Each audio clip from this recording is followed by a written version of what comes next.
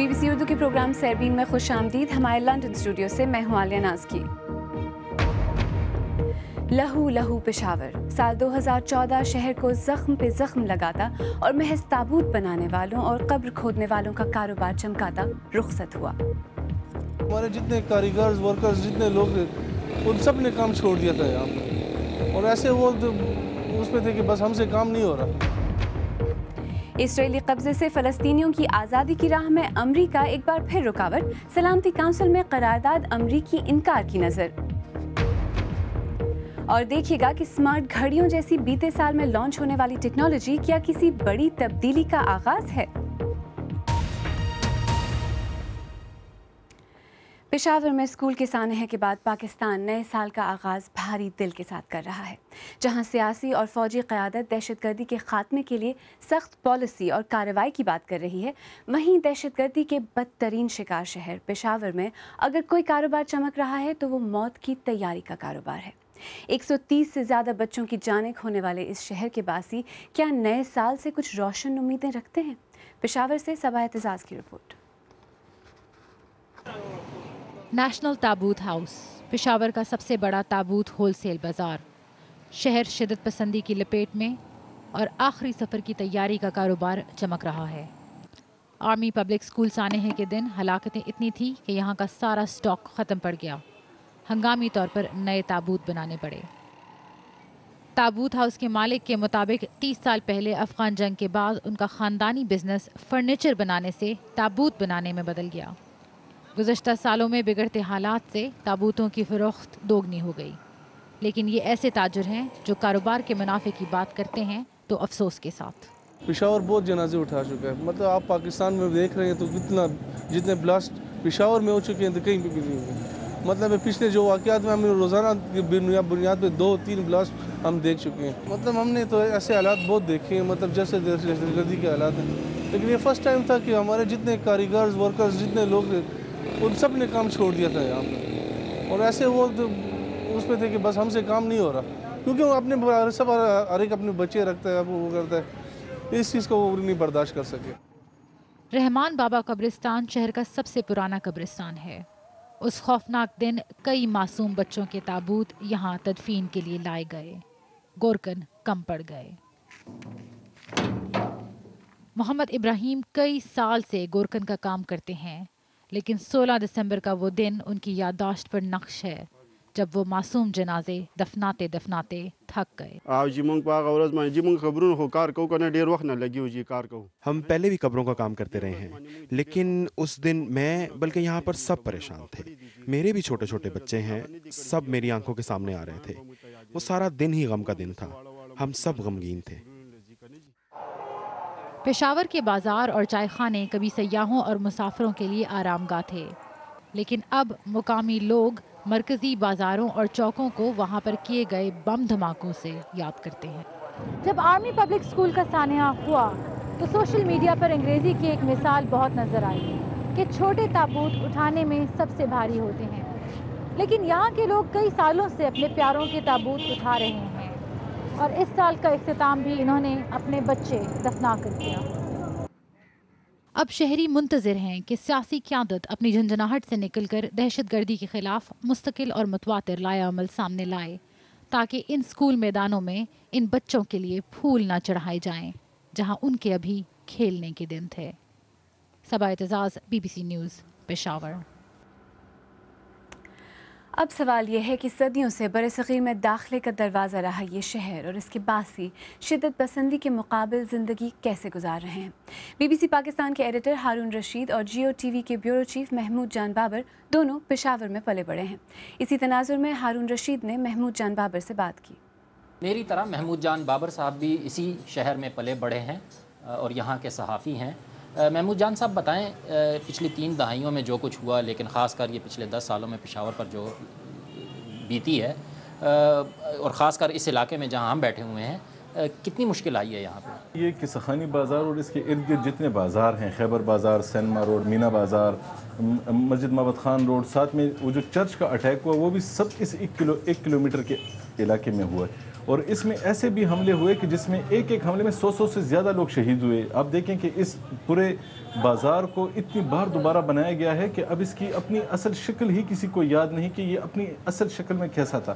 اور جس ہوٹل میں ہم موجود ہیں, یہ جو زمیندار ہوٹل ہے, یہ خود بھی ایک بار دہشت گردی کا نشانہ بنا ہے. لیکن میں بات کروں گا اس شہر کی فزیکل جو سچویشن ہے, جو لک ہے, جو دکھاوا ہے, وہ بھی کافی چینج ہوا ہے. جب بھی میں یہاں آتا ہوں, جو کنکریٹ کے بلاکس ہیں ان کی تعداد بڑھ جاتی ہے. جو پولیس, اب ٹریفک پولیس, میرا خیال میں پورے ملک میں کوئی ایسا شہر نہیں ہے جہاں ٹریفک پولیس کے پاس بھی کلاشنکوف ہے. تو اس طرح کیا اس شہر کی فزیک میں کیا تبدیلی آئی ہے؟ وہ پولیس اسٹیشن جو کہ لوگوں کے تحفظ کا باعث ہوتا تھا, اب لوگ یہ چاہتے ہیں کہ وہ ان کے علاقوں سے, ان کے گھروں سے دور لے جائے جائیں. اب آپ دیکھیں کہ مسجد کے قریب کوئی گھر لینے کے لیے اس شہر میں تیار نہیں. اب اس شہر میں کوئی گرجے کے قریب رہنے کو تیار نہیں, کوئی آپ دیکھیں گردوارے کے قریب رہنے کو تیار نہیں. تو یہ وہ علاقے ہوا کرتے تھے جو سکون کا باعث ہوتے تھے, جو تحفظ کا باعث سمجھے جاتے تھے.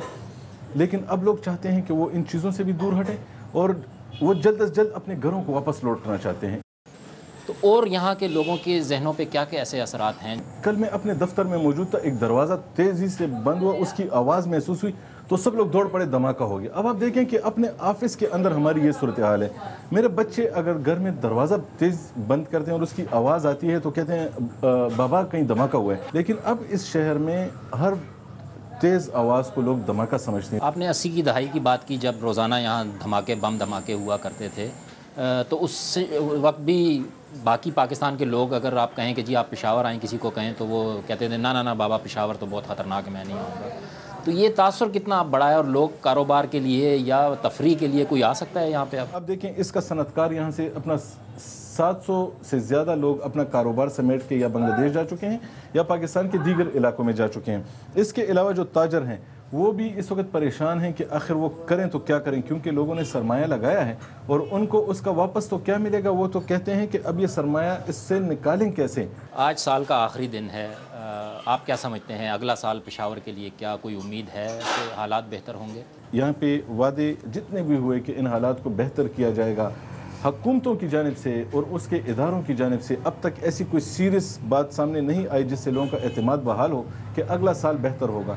آپ نے اداروں کی بات کی, آرمی پبلک اسکول پر حملے سے پہلے پشاور کی پولیس یہ کہہ رہی تھی اپنے اعداد و شمار کے ذریعے کہ تشدد کے واقعات میں کمی آئی ہے خیبر پختونخوا میں, لیکن اس ایک واقعے نے تمام سال کی میرا خیال میں کسر جو ہے وہ نکال دی, اس طرح کہ اب جو دہشت گردی کے واقعات میں پشاور میں اس سال ہلاکتیں ہوئی ہیں وہ اوسطاً ہر دن ایک ہلاکت ہوئی ہے. محمود جان بابر سے ہارون رشید بات کر رہے تھے. آئیے اب ایک نظر دیگر اہم موضوعات پر ڈالتے ہیں. اقوام متحدہ کی سیکیورٹی کونسل نے اسرائیل سے 3 برس میں فلسطینی علاقے خالی کرانے کی 22 عرب ممالک کی طرف سے پیش کردہ قرارداد مسترد کر دی ہے. امریکہ نے کہا کہ یہ قرارداد اسرائیلی سلامتی کے خدشات دور نہیں کرتی. تفصیل کے ساتھ قندیل شام. 15 رکنی سیکیورٹی کونسل میں 9 ووٹوں کی ضرورت تھی, تاہم 1 ووٹ کی کمی سے اسرائیلی قبضے کے خاتمے کی قرارداد مسترد کر دی گئی. امریکی ویٹو کی وجہ سے مطلوبہ تعداد میں ووٹ ملنے کے بعد بھی قرارداد کی منظوری ممکن نہ تھی. برطانیہ اور نائجیریا سمیت 5 ملک رائے شماری میں شریک ہی نہ ہوئے, جبکہ صرف آسٹریلیا اور امریکہ نے اس قرارداد کی مخالفت کی. یہ قرارداد فلسطینیوں کی طرف سے UN میں 3 ماہ سے جاری مہم کا نتیجہ تھی, جو ان کے مطابق امن کی تلاش کا ایک راستہ ہے. اگر یہ لچکدار ذمہ دار قرارداد جس پر عالمی اتفاق ہے منظور نہ ہوئی تو کوئی ہمیں یعنی عربوں, فلسطینیوں, یورپیوں جو اس کی حمایت کر رہے ہیں, کوئی یہ نہیں کہہ سکتا کہ ہم نے امن کا دروازہ نہیں کھولا تھا. اسرائیل نے اس قرارداد کی مذمت کرتے ہوئے اسے ایک شعبدہ قرار دیا ہے. فلسطینیوں نے اسرائیل کے ساتھ براہ راست مذاکرات کرنے کی کوئی کوشش نہیں کی اور اب UN میں ایک احمقانہ اور یک طرفہ قرارداد لے کر آئے ہیں. فلسطینیوں کا کہنا ہے کہ کچھ روز بعد جب سیکیورٹی کونسل کے اراکین تبدیل ہوں گے تو وہ ایک بار پھر قرارداد پر رائے شماری کا مطالبہ کریں گے, لیکن ویٹو رکھنے والے ممالک شاید تب بھی ایسی قرارداد منظور نہ ہونے دیں. قندیل شام, BBC نیوز. انڈونیشیا میں ایئر ایشیا کی تباہ شدہ طیارے سے ملنے والی پہلی 2 لاشیں سورابایا پہنچائی گئی ہیں. انڈونیشیا میں ایئر ایشیا کی تباہ ہونے والے جہاز کے 162 مسافروں اور عملے کے ارکان کی مزید لاشیں سمندر سے نکال لی گئی ہیں, لیکن خراب موسم کی وجہ سے تلاش کا عمل تاخیر کا شکار ہے. یہ طیارہ اتوار کو لاپتہ ہو گیا تھا. ट्यूनिस में पहली मरतबा जमहूरी तौर पर मुंतखब होने वाले सदर 88 साल बेजी कायद एसएफसी ने ओहदे का हलफ उठा लिया है। अरब स्प्रिंग के 4 साल बाद ट्यूनिस जमहूरियत का अमल मुकम्मल करने में कामयाब हुआ है और पहली कामयाब मिसाल बना है। अमरीकी रियासत आइडाहो में वॉलमार्ट स्टोर में एक 2 साल बच्चे ने गलती से अपनी मां पर गोली चला दी, जिससे वो हलाक हो गई। ये वाक़या तब पेश आया जब बच्चा अपनी वालिदा के पर्स में कुछ तलाश कर रहा था कि उसके हाथों से पर्स में रखी पिस्तौल चल गई। बीबीसी उर्दू के प्रोग्राम सरबीन में आगे चलकर देखिएगा, वादी स्वात की ज़ुमरुद की कानें क्यों वहाँ खुशहाली की नवीद न बन सकी, और ये भी कि बीते साल की टेक्नोलॉजी आइंदा बरस जिंदगी कैसे बदल सकेगी।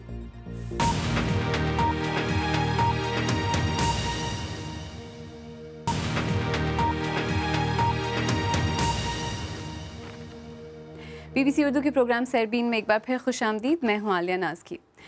पाकिस्तान के सूबे खैबर पख्तूनख्वा की वादी स्वात में 70 की दहाई में दरियाफ्त होने वाले कीमती पत्थर ज़ुमरुद की कानों का शुमार दुनिया की सबसे बड़ी कानों और ज़खायर में होता है।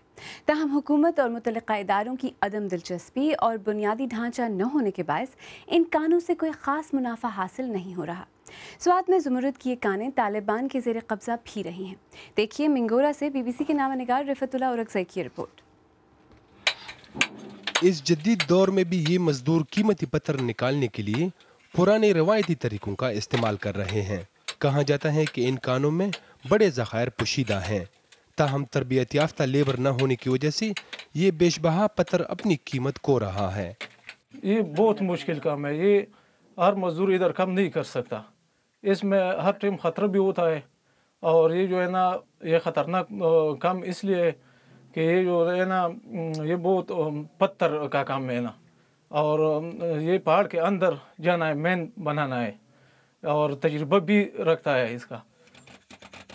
बैनुल-अक़वामी मियार की कीमती पत्थरों के ये कान स्वात के सदर मुकाम मिंगोरा के करीब वाक़े हैं, जिसे हुकूमत ने एक मकामी कंपनी को एक ख़ास मुद्दत के लिए ठेके पर दिया हुआ है। ताहम हुक्मरानों की गलत पॉलिसियों की वजह से ये कानें तकरीबन 15 साल तक बंद रहीं, जबकि तालिबान के दौर में इनकी गलत अंदाज में खुदाई से कौमी खजाने को करोड़ों रुपए का नुकसान पहुंचाया गया। ज़मुर्द की ये कान एक खुफिया खजाना समझा जाता है। यहाँ आज भी रिवायती तरीकों से खुदाई का काम जारी है, जिससे न सिर्फ मजदूरों को सख्त मुशक्कत करनी पड़ती है, बल्कि हुकूमत को भी कोई खास फायदा नहीं मिल रहा। तकरीबन 6 किलोमीटर के रकबे पर फैली हुई इन ज़मुर्द की कानों से लगभग 300 से ज़ायद मजदूरों का रोजगार वाबस्ता है, लेकिन हुकूमत की जानिब से इन कानूनों को कोई ख़ास सहूलियात मुयस्सर नहीं, जबकि इस इलाके में बुनियादी ढांचे का भी शदीद फुकदान पाया जाता है। यहाँ पर लोगों के लिए पानी का कुछ इंतज़ाम नहीं, क्योंकि 182 एकड़ में तो काफ़ी जगह होता है, तो वो लोग वहाँ से आके दरिया से पानी यहाँ से ले जाते हैं। रोड है जो हमारा अप्रोच है, जो कान को आता है अंदर, इसमें गाड़ी भी आ जाते हैं, शावल भी आ जाते हैं, ट्रैक्टर भी आ जाते हैं, तो वो जो है ना बिल्कुल डिप्लोरेबल वो जो खस्ता हाल में है। ज़मुर्द का शुमार दुनिया के 4 कीमती पत्थरों में होता है। इस पत्थर के ज़खायर स्वात के एक और इलाके शमुज़ई और ज़िला शांगला में भी पाए जाते हैं, लेकिन हुकूमत इस बेशबहा मादनी ज़खायर से कोई काबिल ज़िक्र फ़ायदा नहीं उठा सकी। रिफतुल्लाह औरकज़ई, बीबीसी न्यूज़, स्वात। आइए अब देखते हैं कि आप इस वक्त हमारी वेबसाइट bbcurdu.com पर किस खबर को दिलचस्पी से पढ़ रहे हैं। सबसे ज़्यादा मकबूल खबर की हेडलाइन है, शराब पिलाएं और घर भी छोड़ कर आएं। 2 साल बच्चे ने अपनी मां को कैसे मार डाला, और साबिक सदर मुशर्रफ पर कातिलाना हमले के मुजरिम को फांसी की खबर में भी आप दिलचस्पी ले रहे हैं। जदीद टेक्नोलॉजी की दुनिया में सन 2014 में क्या पेशरफ्त हुई और कौन से नित नए आलात सार्फिन के लिए मार्केट में दस्तयाब हुए, और इन नए आलात की वजह से किन नई ईजादात के रास्ते खुल गए। आइए देखते हैं रोरी कैथलिन जोन्स की रिपोर्ट, जो पेश कर रहे हैं काशिफ कमर। बीता साल नई टेक्नोलॉजी के तनाजुर में सही मानों में स्मार्ट घड़ियों जैसी पहनने के काबिल या वेयरेबल टेक्नोलॉजी के लॉन्च का साल रहा। बहुत से लोगों ने ये स्मार्ट घड़ियां खरीदी हैं, लेकिन वो अब भी इन्हें एक अलहदा आले के बजाय स्मार्ट मोबाइल से मुंसलिक चीज़ ही महसूस करते हैं। اگر واقعی تبدیلی لانے والی اسمارٹ گھڑی کی بات ہے تو پھر تو آپ کو ایپل کی اسمارٹ واچ کا انتظار کرنا ہوگا، کیونکہ ایپل نے ہی آئی فون کے ساتھ اسمارٹ فون کا انقلاب بھی برپا کیا تھا۔ تو ہمیں ان کی اسمارٹ واچ کو دیکھنا ہوگا کہ وہ کیا حیران کن تبدیلیاں لائے گی۔ اچھا، میں نئی ٹیکنالوجی کا ایک اہم آلہ گوگل گلاس پہنے ہوئے ہوں، کیا یہ واقعی زبردست نہیں ہے؟ You're laughing at me. You're laughing at me. 2014 میں مشینیں آپس میں زیادہ منسلک ہوتی گئیں، مثلاً کہیں سے بھی گھر کے درجہ حرارت کو کنٹرول کرنے والا اسمارٹ تھرموسٹیٹ یا بغیر ڈرائیور کی گاڑیوں کی آزمائش اور ڈرون کے ذریعے پارسل وغیرہ بھیجنے کے تجربات۔ ایک دوسرے سے منسلک ٹیکنالوجی کی خوبصورتی بھی انٹر کنیکٹیوٹی ہی ہے۔ کچھ دنوں بعد ہو سکتا ہے کہ آپ گھر جا رہے ہوں اور اپنی گاڑی کے ڈیش بورڈ کے ذریعے گھر کا ہیٹر آن کر سکیں، یا آپ کو خود بخود پتہ چل سکے کہ گھر میں فلاں بلب فیوز ہو گیا ہے اور نیا لانا ہے۔ ان ڈرونز کے بارے میں کیا خیال ہے؟ کیا یہ ایک دن آپ کے گھر کا سودا سلف بھی لا سکیں گے؟ میرے خیال میں یہ شور شرابہ زیادہ تھا جو کہ امیزون جیسی کمپنیوں نے کرسمس سے پہلے شاپنگ بڑھانے کے لیے کیا تھا۔ لیکن ڈرون چھوٹے ہوں یا بڑے جلد ہی فضاؤں میں عام ہو جائیں گے اور ان سے ہماری نگرانی اور خلوت کے بارے میں نئے سوالات بھی پیدا ہوں گے۔ اسی طرح مستقل ہیکنگ واقعات اور کمپیوٹر بگز اور وائرس وغیرہ کی صورت میں گزشتہ سال نئی ٹیکنالوجی کا منفی پہلو بھی بہت واضح ہوا، جن سے عام صارف کو بہت خطرہ ہو سکتا ہے۔ آنے والے ہیکرز یہ جانتے ہوں گے کہ ہم اپنی معلومات کلاؤڈ جیسی آن لائن جگہوں پر رکھتے ہیں اور وہ ان معلومات سے ناجائز فائدہ اٹھانا چاہیں گے۔ پہلے تو صرف نام اور پتہ وغیرہ ملتا تھا، لیکن اب تو بہت ہی ذاتی بلکہ آپ کی طبی اور جینیاتی معلومات وغیرہ تک آن لائن ہوتی ہیں، اور یہ معلومات صرف آپ سے متعلق نہیں ہوتی بلکہ آپ کی پوری شخصیت کا تعین کرتی ہیں۔ اور پھر آپ اور آپ کے دوستوں اور رشتہ داروں کے بارے میں سیلفی جیسی ذاتی معلومات جو پہلے ہی انٹرنیٹ کے ذریعے نہ جانے کتنے لوگوں تک پہنچ چکی ہیں، اور سیلفی کا یہ رجحان یقیناً اس سال کی طرح اگلے برس بھی جاری رہے گا۔ اگر آپ چاہیں تو مجھ سے اور ہماری ٹیم کے دیگر ساتھیوں سے ٹویٹر پر بھی رابطہ کر سکتے ہیں۔ میرا ٹویٹر ہینڈل ہے @عالیہ۔ اس کے ساتھ ہی سربین اختتام کو پہنچا۔ پروگرام میں پیش ہونے والے موضوعات پر اگر آپ اپنے خیالات کا اظہار کرنا چاہیں تو فیس بک پر ہمارا صفحہ حاضر ہے۔ آپ ہمارے ٹویٹر ہینڈل @BBC اردو کے ذریعے بھی ہم سے رابطہ کر سکتے ہیں۔ کل نئے سال کا پہلا پروگرام ارم عباسی پیش کریں گی۔